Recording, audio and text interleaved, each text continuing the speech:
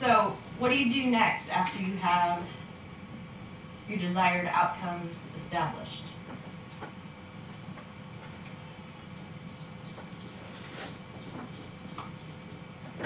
So you've assessed your workforce, you've adopted a diversity statement, you've established your desired outcomes, and we've already said that you need to be working towards them. But have you hired the people already? If not, then that's what you need Well, to do. right. Well, it's an ongoing process. This whole, I mean, it's revolving, I should say. So you're working towards your goals. You know what your goals are. You're working towards them. What do you do? See if your plan's working.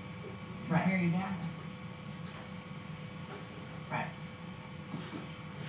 So within a certain time frame, then you need to see if you're meeting your goals.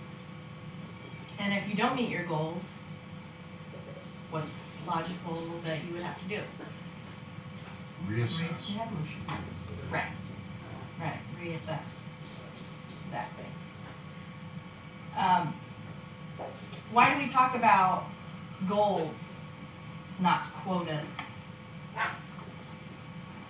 What's wrong with quotas?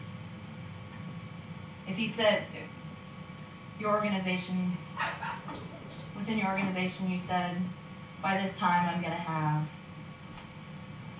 X% of minorities or females. Quotas are more set. Quotas are more set things. Goals are not set standards. Right. And quotas are illegal. You can't say that I'm definitely going to have this many women and minorities within my workforce. You can work towards that, but to say that you have to have this many that's illegal. So that's why you say goals and not quotas. You don't use quotas in your diversity policies. So what could you do to get help with establishing your goals and assessing if you're making your goals? What's something that you could do to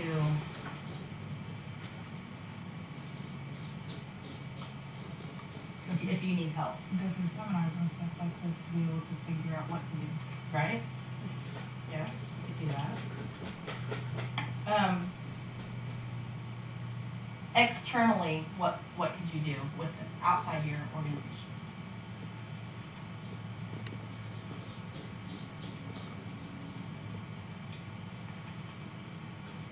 Well, what types of organizations deal with minorities and equal opportunity?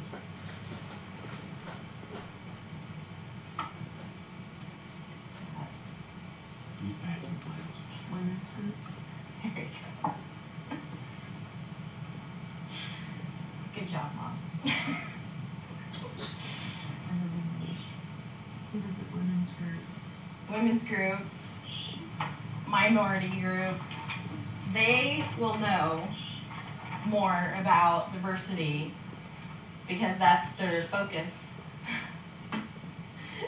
So you could use external organizations to gather information.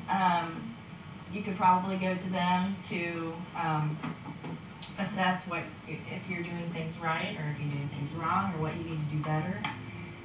It's important to create relationships with external organizations because you're helping them and they're helping you, and it's a beneficial relationship all around.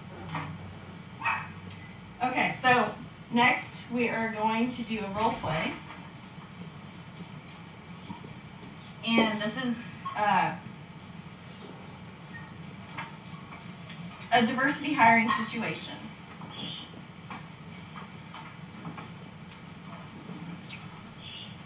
And you have James, who is a human resource recruiter. And you have Dave, who is helping to fill an assistant manager position. And Maggie is a candidate. So Maggie doesn't have any lines here, but who would like to read the introduction? And then we have two roles of James and Dave. I would sure like to play Dave. Okay, Dave. Can I be Jamie? James? Sure, you can be Jamie. You can be Jamie. Hey. And Brenda, would you read the introduction? I would love to. And then Kathy and Brandon can take us through this. And afterwards, we're going to have a discussion about what transpired. James, a human resource recruiter, was working with a supervisor, Dave, to fill an assistant manager position. Maggie, one of the applicants, called James with the concerns about the hiring process. She had not heard anything for more than 3 weeks and wondered whether she was still being considered for the job. James assured her that she was qualified and offered to follow up with the hiring supervisor that day and get back to her. James was concerned that Maggie would not be given full consideration because she was not originally from the United States and her English is not as strong as the other candidates.